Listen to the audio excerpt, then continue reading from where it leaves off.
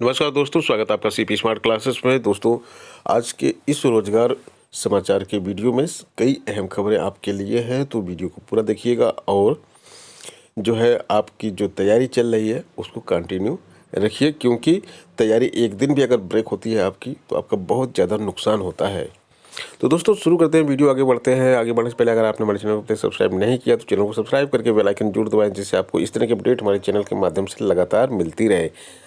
सबसे पहले बात करते हैं टीजीटी पीजीटी में जो चयनित शिक्षक हैं उनकी बात करते हैं। यहाँ पे उनको काफ़ी प्रॉब्लम हो रही है, क्योंकि चयन होने के बाद भी वो अभी तक ज्वाइन नहीं कर पाए हैं और अफसरों की गड़बड़ी के कारण जो है इनको प्रक्रिया कर रहे हैं और छात्र इधर से उधर परेशान होकर घूम रहे हैं। तो देखिए, यहाँ पे समायोजन की मांग के लिए चयन बोर्ड पे चयनित शिक्षक पहुँचे हैं और इन्होंने मांग की है कि इनको समायोजित किया जाए। उनका कहना है कि वह जिला विद्यालय निरीक्षक और उत्तर प्रदेश माध्यमिक शिक्षा सेवा चयन बोर्ड की लापरवाही के कारण भटक रहे हैं। पहले तो उन्हें चयन होने पर पदों की अधियाचन की गड़बड़ी की सजा मिली, अब नए अधियाचित पदों पर समायोजन न देकर चयन बोर्ड परेशान कर रहा है। समायोजन की मांग को लेकर अभ्यर्थियों ने उत्तर प्रदेश माध्यमिक शिक्षक संघ एकजुट की अगुवाई में गुरुवार को चयन बोर्ड का घेराव किया। इसमें 2016 के हैं, 2021 के प्रवक्ता संवर्ग के पीजीटी और प्रशिक्षित स्नातक संवर्ग टीजीटी भर्ती के छात्र हैं और दोनों भर्तियों में जो इस तरह के छात्र हैं वो सब परेशान हैं। इसमें कुछ छात्रों के नाम हैं सुषमा मिश्रा, नीलम देवी, आज़ाद कुमार, आकाश द्विवेदी, प्रियंका गौतम, वशिष्ठ प्रसाद। तो ये सभी छात्र परेशान हैं जो यहाँ पे पहुँचे थे। उच्चतर शिक्षा सेवा आयोग में कार्यरत लोगों की जांचें संपत्ति। एक बार फिर अधिकारियों की संपत्ति जांच कराने की मांग उठी है। हरियाणा में एक नया कानून लागू किया गया था 15 जनवरी से कि जो निजी क्षेत्र की नौकरियां हैं, यानी कि प्राइवेट नौकरियां जो हैं, किसी भी वर्ग की प्राइवेट नौकरी हो, उसमें 75% केवल हरियाणा के नौजवानों को नौकरी मिलेगी। बाहर के लोगों के लिए केवल 25% नौकरियां छोड़ी गई थी। तो इस कानून पर रोक लगा दी गई है। एक निजी नौकरी का आरक्षण कानून पारित किया गया था, इस पर जो है रोक लगा दी गई है। पंजाब हरियाणा हाई कोर्ट ने यह फैसला सुनाया है। मुख्यमंत्री बोले हैं कि लड़ाई में पूरा जोर लगा देंगे। मुख्यमंत्री अभी भी मानने को तैयार नहीं है। वो आरक्षण कानून को पे जो रोक लगी है उसके खिलाफ लड़ाई लड़ेंगे।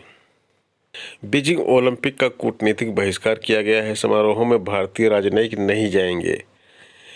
गलवा में खूनी खेल खेलने वाले कमांडर का सम्मान किया जा रहा है, जो कि बहुत ही ज़्यादा शर्मनाक बात है। इसलिए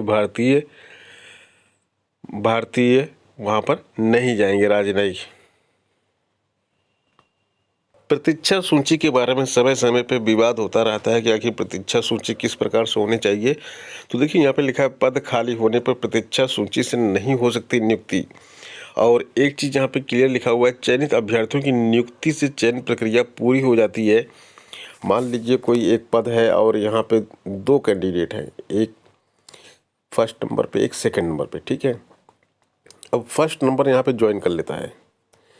ज्वाइन करने के कुछ दिन बाद, कुछ साल बाद, कुछ महीने बाद, जैसा भी टाइम पीरियड हो, ये रिजाइन कर देता है कि हमें नहीं करनी है नौकरी।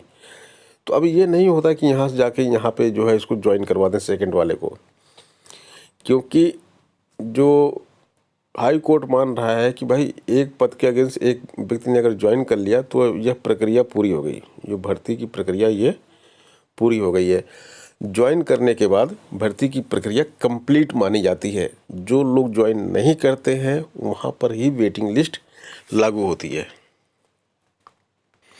इंटरव्यू की वीडियोग्राफी कराने के लिए छात्र अड़े हुए हैं। भर्तियों में भ्रष्टाचार के मुद्दे पर यूपीएचईएससी पर निशाना साधा है। हर साल असिस्टेंट प्रोफेसर प्राचार्य की भर्ती की मांग की है और छात्र ये भी चाहते हैं कि यूपीएचईएससी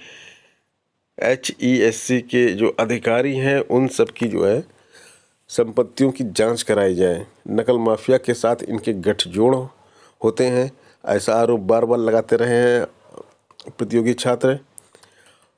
और अपने मांग पत्र को प्रतियोगी छात्रों ने सोशल मीडिया पर भी वायरल करते हुए भर्तियों में देरी के मुद्दे को उठाया है। अशासकीय महाविद्यालयों में असिस्टेंट प्रोफेसर भर्ती के पिछले 2 विज्ञापनों में 5 साल का अंतर है, जबकि महाविद्यालयों में शिक्षक हर साल रिटायर हो रहे हैं और बड़ी संख्या में पद खाली पड़े हुए हैं। एक और बड़ी सेल लगने जा रही है। बीपीसीएल समेत 3 कंपनियां इस साल बेचने की तैयारी हो रही है। बीपीसीएल जैसी कंपनी, जिसको कि पब्लिक सेक्टर बोलते हैं, ये पब्लिक सेक्टर जो ना तो गवर्नमेंट होते हैं और ना ही प्राइवेट होते हैं। आपको बता दें कि जैसे कि नौकरियां किस प्रकार की होती हैं। एक तो होती है स्टेट गवर्नमेंट की, राज्य सरकार की नौकरियां, जो राज्य सरकार जिसका पेमेंट करती है, सैलरी वगैरह देती है। दूसरी नौकरी होती है केंद्र सरकार की नौकरी।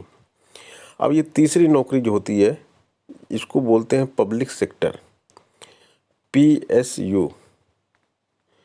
अभी कल हमने एक वीडियो बनाया जिसमें HAL में TGT, PGT, TGT, PRT और नर्सरी टीचर की वैकेंसी आई थी, तो वो HAL में आई थी, वो PSU है। तो लोग पूछ रहे थे कि सर इसमें ये गवर्नमेंट जॉब है या प्राइवेट जॉब है। तो थोड़ा सा यहाँ पे देखिए मौका है तो आपको बता भी देते हैं। BPCL जो कंपनी है, ये गवर्नमेंट है कि प्राइवेट है, इसकी बात की जाएगी तो ये एक पब्लिक सेक्टर है।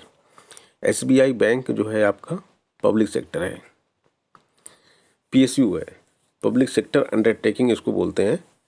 पब्लिक सेक्टर सरकार बनाती है, सरकार इन्वेस्ट करती है पब्लिक सेक्टर में पैसा। जब पब्लिक सेक्टर तैयार हो जाते हैं और प्रोडक्शन देने लगते हैं, कमाई करने लगते हैं, तो वो अपना खर्चा खुद निकालते हैं। वो अपने लोगों को सैलरी खुद देते हैं, अपने लिए नई मशीनरी, नई बिल्डिंग खुद खरीदते हैं और सरकार को भी अपनी कमाई में से पैसा देते हैं, जिसको बोलते हैं लाभांश।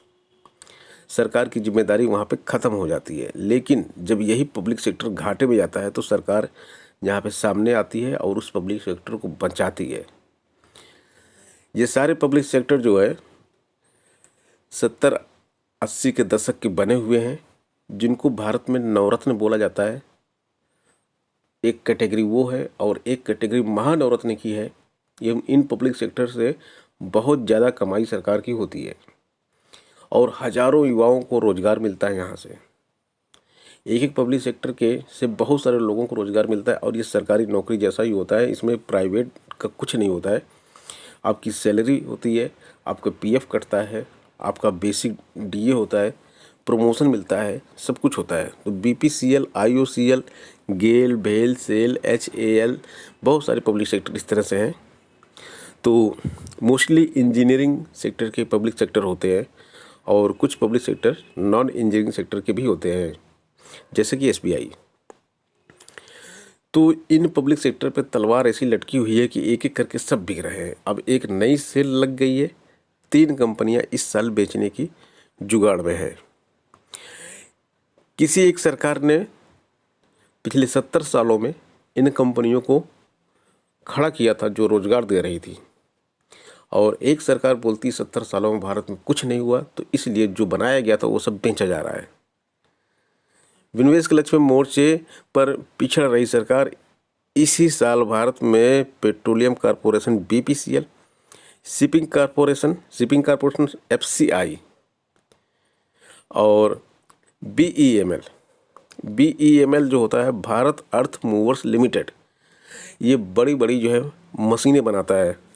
अर्थ मूवर्स जो आपकी क्रेन वगैरह होती हैं, वो जो क्रेन गड्ढा खोदती हैं, उन सब उस तरह की मशीनें बनाता है ये अर्थ मूवर्स की तरह। इन सबको बेचने की तैयारी की जा रही है। तो 1,75,000 करोड़ रुपए के का सरकार ने लक्ष्य रखा है। अब बोली लगेगी और ये कंपनियां बिकेंगी। कुछ इंपॉर्टेंट जॉब है, इसके बारे में आपको बता दें। देखिए, ऑयल इंडिया लिमिटेड, ये भी एक पब्लिक सेक्टर है। यहाँ से तेल बनाया जाता है, तेल का उत्पादन किया जाता है। जो अभी हम PSU की बात कर रहे थे, यह भी एक पब्लिक सेक्टर है, सरकारी नौकरी है, समझ लीजिए। 62 पद यहाँ पर निकले हैं। ग्रेड 3, ग्रेड 4 के विभिन्न पदों पर आवेदन यहाँ पे आ गया है। और इसमें क्या मांगा है पहले वो देख लीजिए आप। 10वीं व 12वीं कक्षा उत्तीर्ण एवं मान्यता प्राप्त संस्थान से BSc या BA यानी कि ग्रेजुएशन मांगा है। जनरल नर्सिंग एवं मिडवाइफरी में डिप्लोमा कोर्स व अन्य निर्धारित पात्रताएं। तो जो नर्सिंग की पोस्ट है, उसमें मिडवाइफरी में डिप्लोमा कोर्स मांगा गया है। बाकी में 10वीं 12वीं कक्षा आप उत्तीर्ण किए हैं और BSc BA किया है तो आप उसमें अप्लाई कर सकते हैं। चयन की प्रक्रिया जो है, इस विज्ञापन में पात्रता संबंधी मापदंडों को आवेदन की अंतिम तिथि तक पूरा करते हो उन्हें कंप्यूटर आधारित CBT के लिए बुलाया जाएगा। टेस्ट होगा आपका। सामान्य वर्ग को जिसमें 50% और अन्य वर्ग को 40% नंबर लाना अनिवार्य होगा। आवेदन की अंतिम तारीख जो है 25 फरवरी है और आवेदन शुल्क 200 रुपये है। तो जो छात्र इसमें आते हैं वो ऑयल इंडिया लिमिटेड की वैकेंसी में ज़रूर अप्लाई करें। बहुत ही अच्छी सैलरी यहाँ पे आपको मिलती है। अगली जॉब है SSC CHSL परीक्षा, data entry operator lower division clerk की। अगर आप 12th पास हैं, 12वीं पास हैं तो आपके लिए ये परीक्षा हर साल SSC करवाती है और हज़ारों की संख्या में यहाँ पद आते हैं। इससे आप डाटा एंट्री ऑपरेटर बनते हैं, क्लर्क बनते हैं। और जो चयन का तरीका होता है, इसमें 3 परीक्षाएं होती। पहली परीक्षा होती प्री, दूसरी मेन और तीसरी जो है डॉक्यूमेंट वेरिफिकेशन आपकी 3rd परीक्षा जो होती है। योग्य उम्मीदवार 7 मार्च 2022 तक आवेदन कर सकते हैं। केवल 100 रुपये का शुल्क है। तो मैं CP स्मार्ट क्लासेस के जो सब्सक्राइबर हैं उनसे मैं कह रहा हूँ कि भाई SSC CHSL की तैयारी में देखिए, यहाँ पे केवल 100 रुपये की आपका लग रहा है और कुछ नहीं जा रहा है। तो जो लोग इसमें आवेदन नहीं करते हैं, जो लोग करते हैं वो तो जानते हैं इसको अच्छी तरह से। जो लोग इसमें आवेदन नहीं करते हैं, एक बार आवेदन करके देखें और इस परीक्षा को देखें। तो दोस्तों, ये हो गई आज का वीडियो और मिलते हैं नेक्स्ट वीडियो में कुछ नई अपडेट, कुछ नई जानकारी के साथ। बने रहें CP स्मार्ट क्लासेस में। धन्यवाद।